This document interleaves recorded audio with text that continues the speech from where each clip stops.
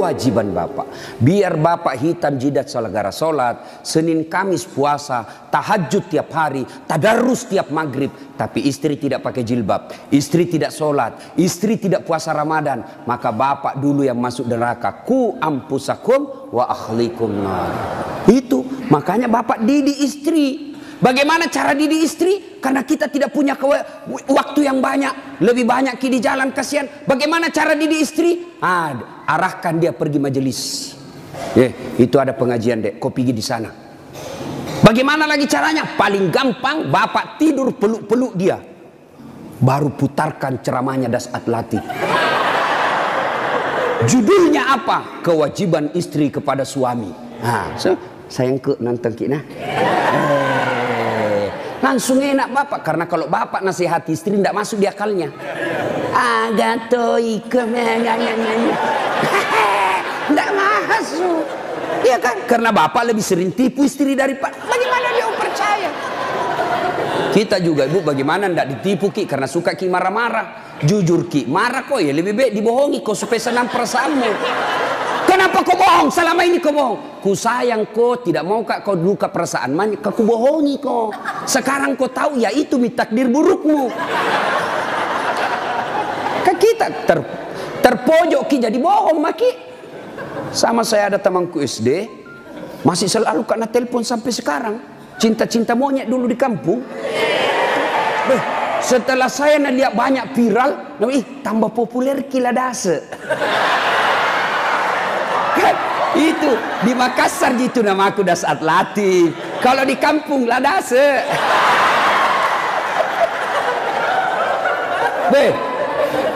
Dia selalu lah telepon saya. Nggak enak kan? Nah tahu istriku, perasaannya istri saya hormati sekali istri saya.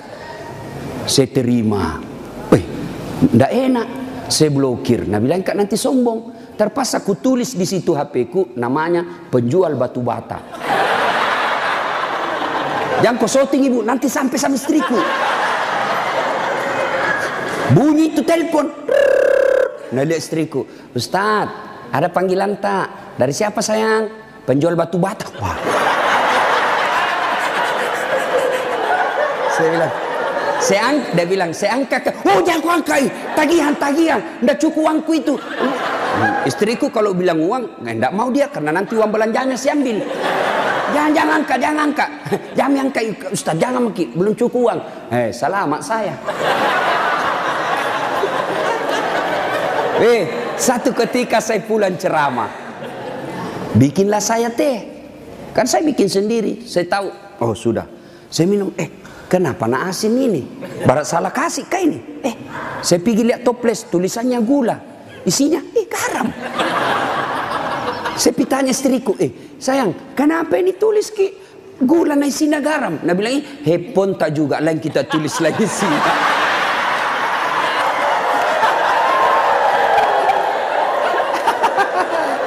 Ibu, sudah tahu rumusnya toh? Pak, jaga istri kalian, jaga. Gimana caranya? Ajari terus, nasihati terus. Tapi bapak tidak mungkin bisa didengar istri kalau bapak saja kelakuannya tidak baik. Tidak mungkin. Maka untuk menjadi baik kepada istri, bapak dulu yang harus bagus. Bapak dulu yang kasih contoh sholat 5 waktu. Kalau perlu bangun subuh-subuh sama-sama. Sayangku, yuk peluk dengan baik, cium pipi. Nah bilang apa dia mau dicium stas ngoro mak bau tong bebenya Ustaz. Pak, kalau perlu bapak angkat itu istri. Salat subuh sayang, bareng-bareng, salat jamaah. Meskipun bapak pangkat paling rendah di Polres, tapi ibu bapak lakukan itu mulia di hadapan Allah. Angkat istri, ayo sayangku, salat bareng-bareng, berjamaah, bapak imam, istri makmum. Jangan baca yang susah-susah. Yang pendek-pendek saja ya? Karena yang susah-susah nanti tidak mau sampai. Nak baca Al-Kafirun, wala antum abiduna ma abun, wala ana abidum ma abattum, wala antum abid. Mulai curiga istrinya. Wala antum abidu, wala ana abidum. Pas selesai sholat, ibu juga kalau selesai sholat kasih semangat suami. Sabar Ki Pak, memang begitu kalau baru pertama orang sholat. Insya Allah ke depan tidak. Jangan malah dimaki-maki. Bodoh memang kau ini polisi dongo. Apa kau tahu kau bilang? Nah bilang suami tak jamin lagi sembahyang deh. Kau situ. Bu, pulang suami tak ibu. Kita tahu sudah mau masuk maghrib. Datang suami tak sudah sediakan sarungnya.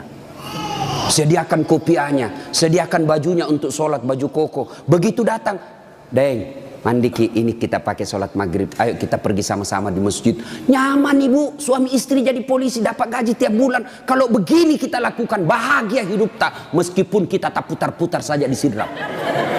Enak Pak. Ini istri suka ngomel, suami tukang tipu, kredit tidak pernah berhenti. Kapan enak hidupmu? Ayo, maka perbaiki ini, saling menjaga. Suami nasihati istri, istri ingatkan suami. Itu rumah tangga yang bahagia. Dan yang ketiga kata Nabi, ucapan yang beliau keluar dari bibirnya, ummati, ummati, ummati, umatku, umatku, umatku. Begitu sayangnya sama Nabi. Sayang Nabi sama kita. Nabi tidak mengucapkan Khadijah, Khadijah, Khadijah. Tidak. Nabi yang diucapkan ummati, umat kita. Apa di dunia saja? Tidak, sampai di akhirat pun Nabi seperti itu. Ketika hari kebangkitan tiba, Allah perintahkan kepada malaikat Jibril, Jibril, kau bangkitkan manusia paling mulia yang sangat aku sayangi, Muhammad sallallahu alaihi wasallam.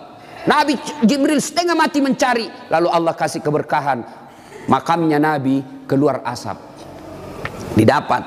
Lalu bangkitlah Nabi. Ya seperti itu yang kita lihat di sirkus, ada manusia yang tiba-tiba naik saja ke permukaan.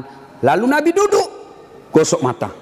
Jasadnya Nabi Pak sampai detik ini tidak hancur. Seperti ketika beliau hidup, kulitnya tidak rusak.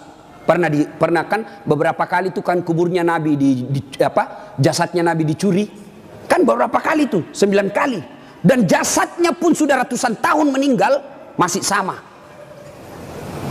Nah, bangun Nabi, gosok matanya. Lalu Nabi buka, nampak Jibril di depannya. Lalu Nabi berkata, Jibril, hari apa ini? Ya Muhammad, inilah hari kebangkitan yang pernah Allah janjikan kepadamu. Kira-kira kalau bapak bangkit seperti itu, bapak cari siapa? Mana kasihan anakku? Oh, mana itu istriku yang baik sekali? Apa Nabi cari keluarganya? Tidak. Nabi tidak berkata, mana bapakku, rindu saya mau melihat bapak saya yang tidak pernah saya lihat wajahnya. Tidak. Siapa yang Nabi cari? Aina ummati. Jibril, mana umatku? Kita yang dicari Nabi Pak. Bayangkan, begitu cintanya Nabi kita. Nabi cinta di dunia sampai di akhirat. Nah sekarang, bagaimana kecintaan kita kepada Nabi? Kalau sahabat luar biasa cintanya kepada Nabi. Nabi sakit ujung akhir hidup beliau. Nabi datang ke masjid sholat subuh. Selesai sholat subuh, Nabi lalu naik pidato. Saudara-saudara sekalian, kita sudah bertahun-tahun membela agama Allah, hidup bareng bersama. Tentu ada yang pernah saya sakiti, baik yang sengaja maupun yang saya tidak sengaja. Kalau ada yang pernah saya sakiti dan saya tidak tahu, tolong balas hari ini. Daripada nanti di akhirat kau membalas, sakitnya berlipat-lipat. Sekarang saya minta balas sebelum saya meninggal. Suasana hening. Abu Bakar paling duluan menangis. Tanda-tanda Nabi sebentar lagi meninggalkan kita ini. Suasana hening. Tiba-tiba dari belakang ada sahabat Nabi namanya Uqasyah. Hitam tinggi besar berdiri. Ya Rasulullah, saya pernah Anda sakiti. Semua orang balik. Kurang ajarnya ini Uqasyah. Kapan? Waktu itu perang ya Rasul. Saya berada di sampingmu. Rasulullah mengendarakan onta. Onta Rasulullah. Rasulullah menyambut ontanya. Saya di samping, bukan onta yang kena, tapi saya yang kena. Saya mau membalas ya Rasul. Semua kurang ajar. Nabi lagi sakit mau membalas. Umar berdiri. Uqasyah, kalau gatal tanganmu ingin mencambuk, saya kau cambuk sampai mati. Jangan Rasulullah. Kata Nabi, Umar, saya paham maksud baikmu, tapi dosa tidak boleh diwakili. Dosanya Kapolres tidak bisa diwakili Kasat Lantas. Tidak boleh. Mentang-mentang kita komandan ambil dosaku tidak bisa. Sudah bangkit lagi Abu Bakar. Uqasyah, sayalah sahabat Nabi paling dekat. Saya selalu bersama beliau. Kalau kau mau cambuk, saya kau cambuk. Sama kau sakiti Rasulullah. Nabi bilang, Abu Bakar, dosa tidak bisa diwakili, kau duduk. Makin dekat Ukasya, ditahan sama cucu beliau Hasan Husain. Ukasya, pamanku, Amure, jangan kasihan kakekku, lagi sakit. Saya kau cambuk kalau mau. Sama Rasulullah, saya kau cambuk. Nabi berkata, cucuku, saya paham maksud baikmu, tapi dosa tidak bila diwakilkan, nak. Duduk dekat Ukasya. Ya Rasulullah, waktu Anda cambuk saya tidak pakai baju. Supaya adil, buka bajumu. Semua orang tambah kurang ngajar ini Ukasya. Di depan Nabi satu-satunya pertama kali disuruh buka baju. Nabi buka bajunya. Begitu Nabi buka baju, subhanallah, terjadi keajaiban. Apa? Tercium bau harum. Bahkan ada sahabat Nabi, Nabi lagi tidur berkeringat. Dia ambil keringatnya Rasulullah satu tetes, dan itu dia bilang, saya tidak pernah mencium seharum baunya Rasulullah keringatnya. Coba, ada kira-kira di sini keringatnya harum? Hah, ada. Kira-kira kalau saya buka baju di sini, bukan bau harum, bau sakulu. Itulah Rasulullah. Lalu apa kata Rasulullah? Ya, baik, saya buka. Kata Nabi, cepat kau Ukasya, jangan kau buat saya lama tidak pakai baju, nanti Allah menghukummu. Maju Ukasya, dia buang cambuknya, lalu dia peluk badan Nabi, dia cium badan Nabi dadanya, lalu sambil menangis, ya Rasulullah, maafkan saya. Hei, apa maksudmu Ukasya? Tadi kau mau cambuk saya, sekarang kau menangis memelukku. Kata Ukasya, ya Rasulullah, itu tadi cerita saya cuma karang, itu cari cerita saya cuma buat-buat. Kenapa? Saya tahu sebentar lagi Rasulullah meninggalkan kami, ingin rasanya kulitku yang hina ini bersentuhan dengan kulitmu ya Rasulullah, karena saya tahu tidak mungkin saya bisa lagi menyentuhnya tanpa saya akali seperti ini. Ya Rasulullah, mau sekali nih kulitku yang hina menyentuh kulitmu yang mulia. Pun kalau saya nanti masuk surga belum tentu sama kita punya kelas. Saya ingin menyentuhmu ya Rasulullah. Saya ingin merapatkan badanku dengan kulitmu yang mulia ini ya Rasulullah. Nabi lalu meneteskan air mata dan berkata, saudara-saudara sekalian, kalau kalian mau tahu temanku di akhirat kelak, inilah karena cintanya kepada Rasulullah Muhammad sallallahu alaihi wasallam. Rasulullah luar biasa cintanya kepada kita. Lalu kalau Bapak cinta kepada Rasulullah, muliakan Rasulullah dengan cara apa? Pelihara warisannya. Apa warisan Nabi? Bukan istana. Apa warisan Nabi? Al ulama'u warisatul anbiya. Muliakan ulama. Bapak-bapak polisi, gunakan kekuasaanmu untuk melindungi pewaris para nabi, bukan pewaris pejabat. Lindungi pewaris para nabi supaya kalian nanti di akhirat ada yang bernyamamu, melindungimu ketika pada saat itu tidak ada lagi perlindungan. Rasulullah pewarisnya bukan gubernur, Rasulullah pewarisnya bukan presiden, Rasulullah pewarisnya bukan Kapolri, tapi pewarisnya Nabi adalah ulama. Muliakan ulama karena sama saja kalian memuliakan Rasulullah. Tidak usah kau muliakan Dasat Latif, tidak usah kau muliakan kiainya, tapi muliakan ilmu yang beria. Kalian tahu halal haram bukan dari Kapolres, kalian tahu halal haram, rukun-rukun iman, rukun-rukun haji bukan dari Kapolri, bukan dari sekda, bukan dari bupati, tapi kalian mengetahuinya dari ilmu-ilmu para ulama. Ini saja tausiah kita, mudah-mudahan ada manfaat. Saya ingin berlama-lama, tapi saya harus ada di Makassar pukul 11 karena saya harus perjalanan lanjut ke Kolaka.